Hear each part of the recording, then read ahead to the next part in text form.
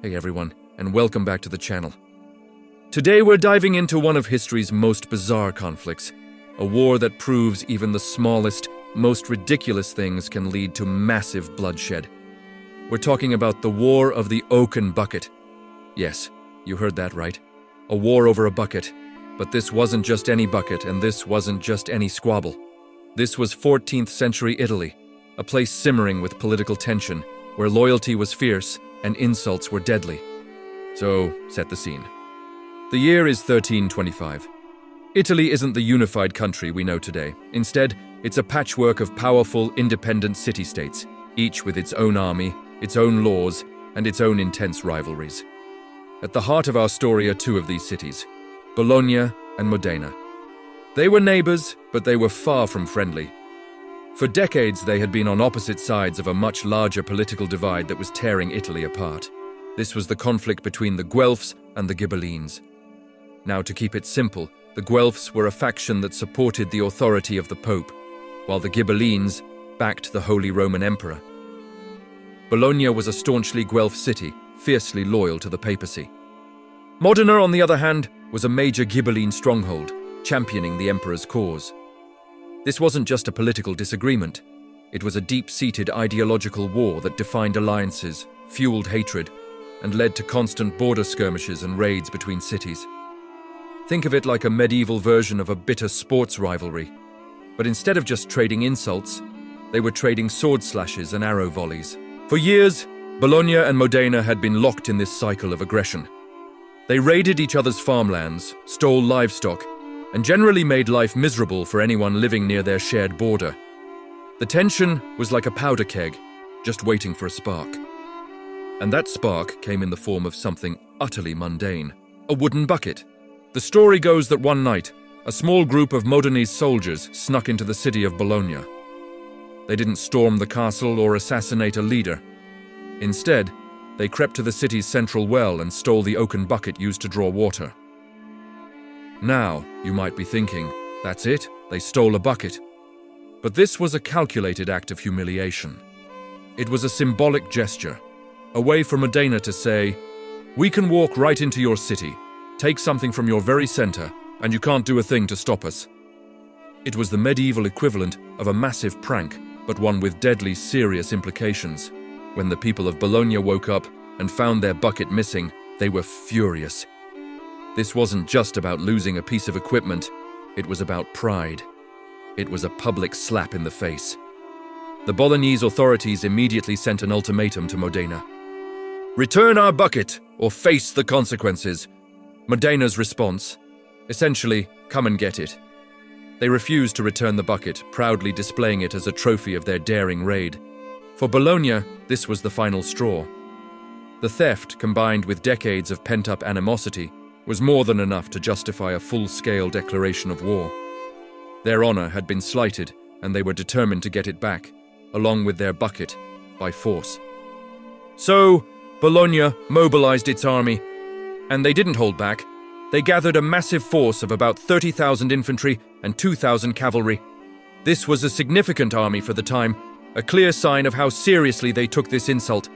Their plan was to march on Modena, crush their rivals, and reclaim their stolen property and their dignity. Modena, being the smaller city, could only muster a much smaller army. They had around 5,000 infantry and 2,000 cavalry. On paper, this was a complete mismatch. The Bolognese had a nearly 5-to-1 advantage in total manpower. The odds were overwhelmingly in their favor. The Modenese, however, were not intimidated. They were fighting on their home turf, defending their city, and they were led by capable commanders who understood the terrain. The two armies finally met on November 15, 1325, near a small village called Zappolino. This would become the main and only major engagement of the war, known as the Battle of Zappolino. The Bolognese army was confident, perhaps even overconfident, given their superior numbers. They advanced, expecting to steamroll the smaller Modenese force. But the Modenese had a plan.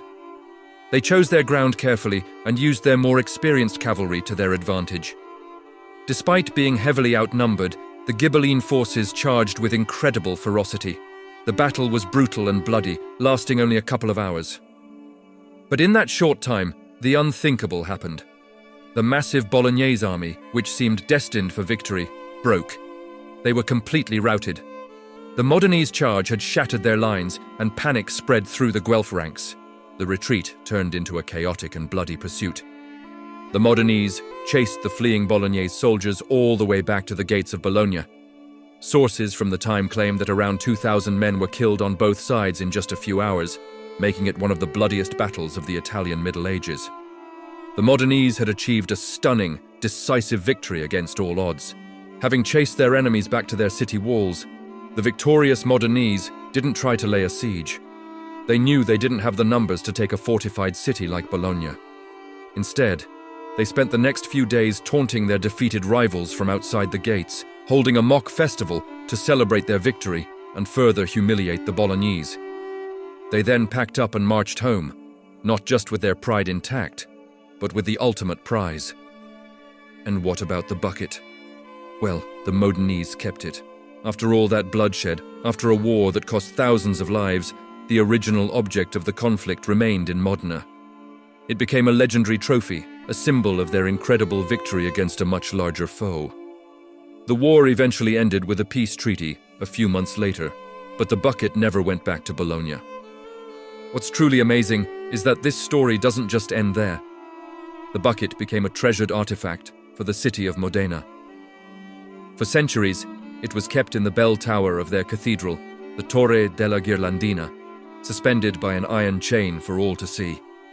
It served as a permanent reminder of their city's greatest military triumph. Today, the original bucket is a bit too fragile to be on public display, so it's kept in the Palazzo Comunale, the city hall. But a replica still hangs in the tower, a testament to this strange and fascinating piece of history. Every tourist who visits Modena can look up and see the copy of the simple wooden bucket that started a war. So what does this all tell us? The War of the Oaken Bucket is a perfect example of how in medieval Italy, symbols mattered. Pride and honor were worth fighting and dying for. A seemingly trivial object could ignite a devastating conflict because of what it represented. The bucket wasn't just a bucket, it was a symbol of disrespect, a challenge to Bologna's power and prestige. The war wasn't really about the bucket itself, but about the long-standing hatred and rivalry between the Guelphs and the Ghibellines, between Bologna and Modena. The theft was just the trigger that finally unleashed all that pent-up hostility. It's a powerful lesson in how human conflict can be sparked by the most unlikely of things. It reminds us that beneath the surface of many wars, you'll often find years of tension, political rivalry, and a deep-seated need for respect. And sometimes all it takes is one little push, or in this case, one stolen bucket, to send everything spiraling into chaos. So next time you hear a story that sounds too ridiculous to be true, just remember the war that was fought over a wooden bucket. It's a fantastic, slightly absurd, and very real piece of history. Thanks so much for watching. If you enjoyed this dive into one of history's weirdest wars, make sure to hit that like button and subscribe for more stories you might not have learned in school. Let me know in the comments what other strange historical events you'd like to hear about. See you next time.